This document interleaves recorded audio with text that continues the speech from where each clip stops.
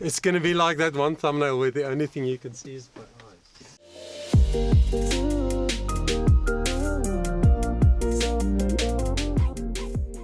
What's up, guys? Yuan Bester here. Welcome back to the channel. If you are a returning viewer, and welcome if it's your first time. I'm so glad you clicked, and I hope you're going to enjoy me responding to some of your comments. So my team and I just had a look across a wide variety of reaction videos that I did and stuff, and just yeah, I just feel like I want to show what some people write, and it's very interesting sometimes. So the first comment is from Debbie Beaulieu, and this was, I think, on my EM Tongi, one of my EM Tongi reactions, and she writes, "This old guy has cut EM down every performance. It's evident he doesn't like EM." Okay, so firstly, Debbie, I love EM, and I said it in every video. Every video. So that's actually not true. And then she says, "That's sad. That's now me, he should just keep some sideways comments to himself." So I'm wondering, if I do reactions on singers, how should I keep my comments to myself? What is the point of doing analysis of singers? EM was on a full circle moment with the Blunt song To Weep. Quite sure about the way the sentence is constructed, but I did say exactly that this is a beautiful moment with EM and James Blunt and his dad's passing and all of that. So I don't understand the comment. We have seen several professional singers cry and connect it to their songs, like Kelly Clarkson, Adele, ... But do you like them? Actually, I do. I think very highly of both Kelly Clarkson and Adele, and I didn't say anything negative about EM crying in the song.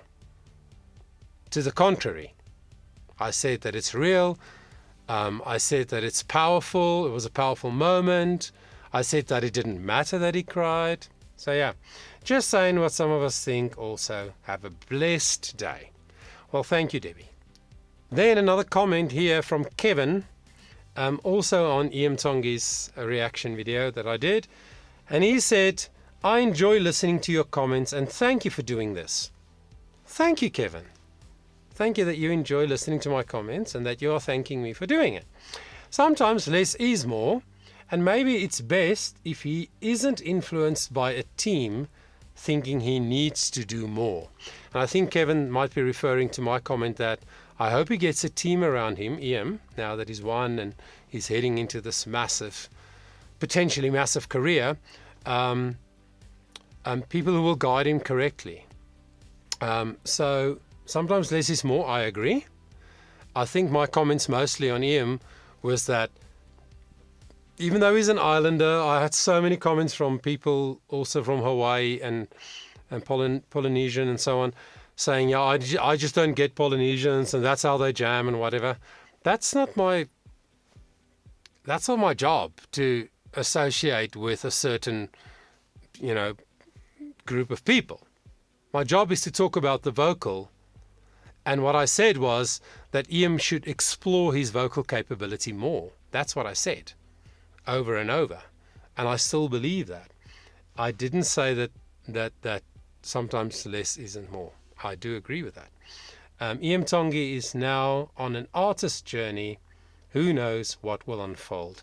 So I just want to say I appreciate Kevin's comment, because even though he sort of disagreed with something I said, he was quite respectful. Thanks, Kevin.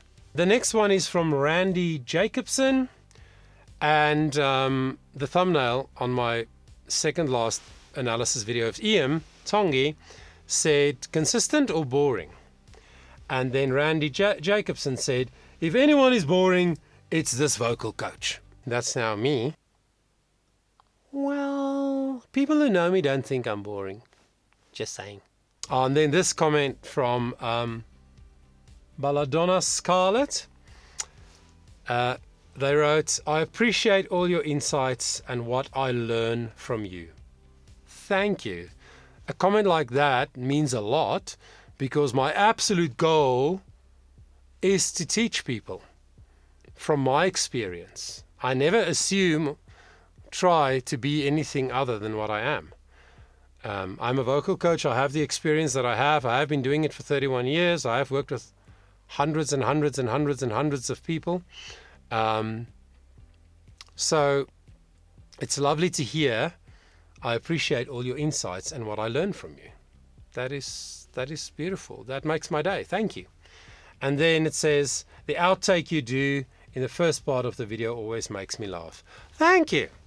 That is the goal, is to make you laugh. I'm trying to be educational, but in an entertaining way, trying to stay true to myself, my personality, my way of seeing things. And yes, I really appreciate that comment.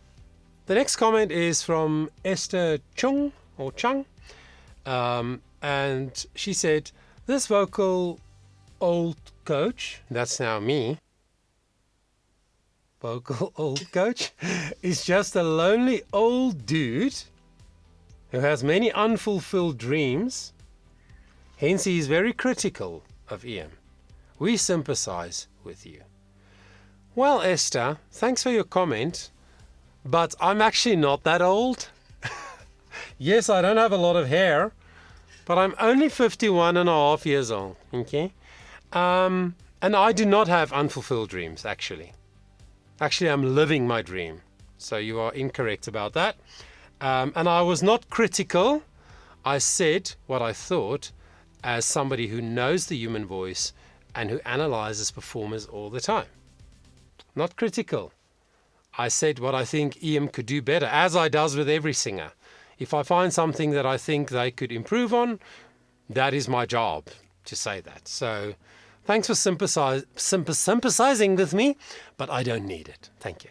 The next comment, I can't see who it's from because I accidentally had a dislike thingy flash up on the thing when I did the screenshot. But anyway, this was on a video I did on analyzing Tyson Venegas in American Idol. And this person wrote, I love him. Authentic and natural. And like you said, what a mature outlook about the world. Oh, this was on his song 180 that he wrote, that Tyson wrote. And then they said, thank you for your professional analysis. I really enjoyed listening to the whole thing. Thank you. I really appreciate that. Watch time is interesting, you know. When I check the analytics, most of the time people only watch very short clips of videos.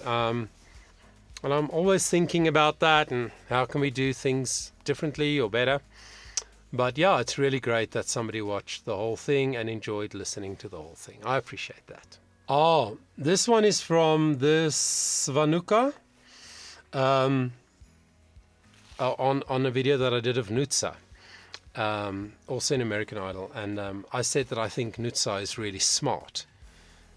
In one of my comments, and this person writes, you are very smart too. That's now me, as you noticed all these about nutsa. We are so proud of her. Go girl. So that's cool. Thank you very much for that comment. Then I did an analysis of Sam from Nicotine Dolls, who was on America's Got Talent last year, I think. And I spoke a lot about how I think he should use his voice more, his normal, natural voice, that I didn't know that kind of singing is sustainable, etc. Again, I'm a vocal coach, so I talk about what I hear and what I've seen over the years, how some people damage their voices and so on. So when I say something like that, it is out of concern for the singer.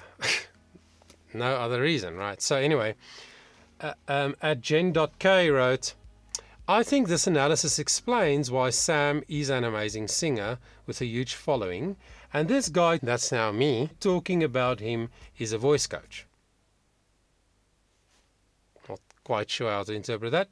It's a difference between being able to do something and being able to talk about doing something, but not really having a clue Well, I really do have a clue. And I actually can produce the kind of sound that Sam made. So, yeah. I felt the energy and emotion through a screen. I hope he doesn't hurt his voice. Fair. But I wouldn't want to hear him singing any other way. This was pure and beautiful, just the way it was.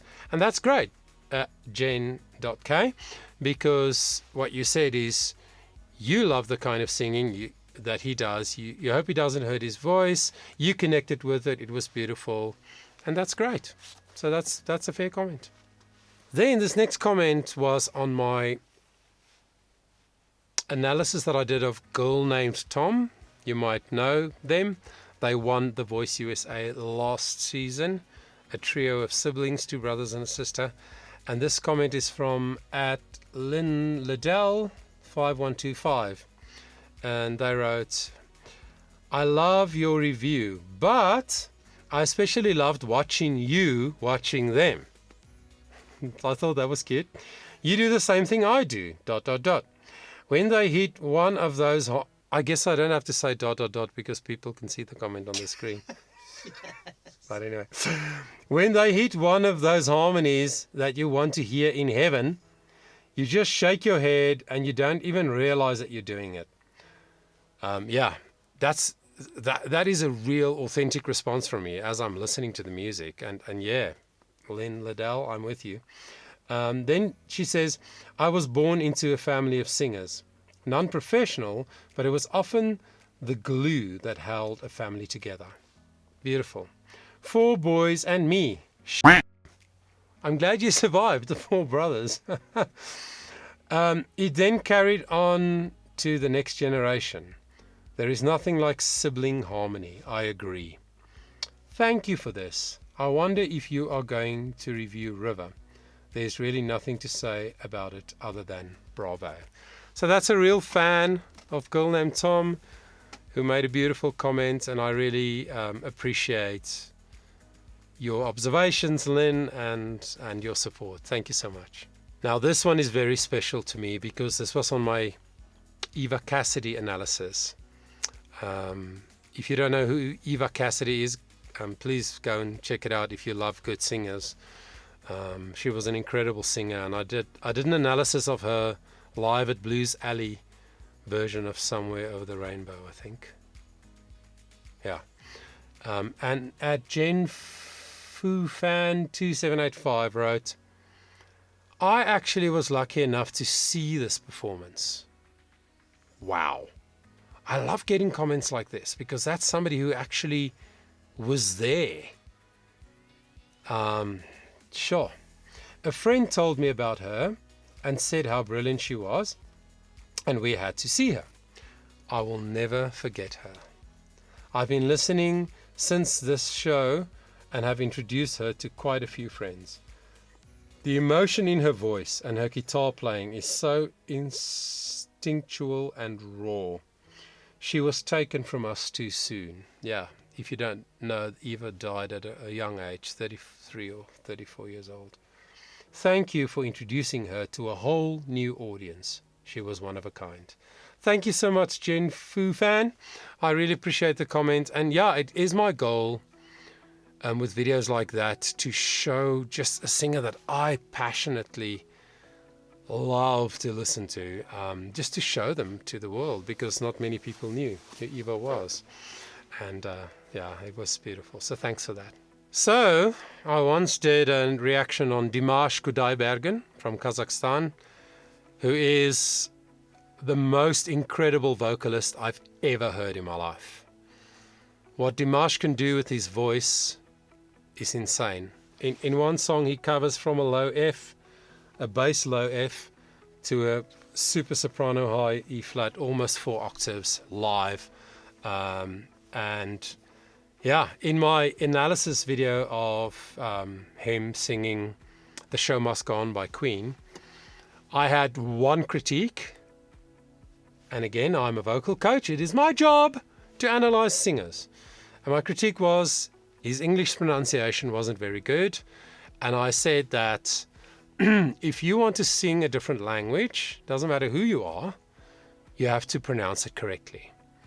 And then I spoke of the fact that if I'm going to sing in Spanish or in Russian or in French or in many different languages that I have sung in my life, I do take the time and take great care, because I respect the language, to make sure I pronounce it correctly. So that was my only thing. The rest of my video was a glowing review of how incredible this man is. And I was shot down by the deers. You don't know what the deers are? They are not animals. Well, they are not animals with horns. They are people who are Dimash fans. And they shot me down so badly. And just every deer tried to tell me how this is a competition and how he had to learn and he couldn't speak English and what.